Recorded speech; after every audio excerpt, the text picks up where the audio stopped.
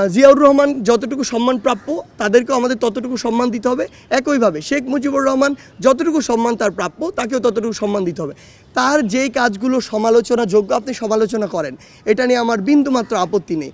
শেরে বাংলাকে ফজলুল হক, মাওলানা আব্দুল হামিদ খান ভাসানী, হোসেন শহীদ সোহরাওয়ার্দী, জিয়াউর রহমান থেকে শুরু করে তাজউদ্দিন আহমেদ পর্যন্ত এই মানুষগুলো যতটুকু ন্যূনতম সম্মান প্রাপ্য কিংবা ইতিহাসের যে জায়গাটুকু তারা ধারণ করে সেটুকুও তাদেরকে দেয়া হয়নি।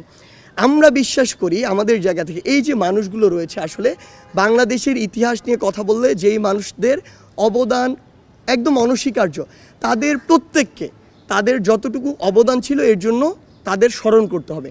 কাউকে ইচ্ছাকৃতভাবে রাজনৈতিক উদ্দেশ্যে ছোট করা যাবে না। আমরা যতটুকু জিয়াউর রহমান যতটুকু সম্মান প্রাপ্য তাদেরকেও আমাদের ততটুকু সম্মান দিতে হবে। একইভাবে শেখ মুজিবুর রহমান যতটুকু সম্মান তার প্রাপ্য তাকেও ততটুকু সম্মান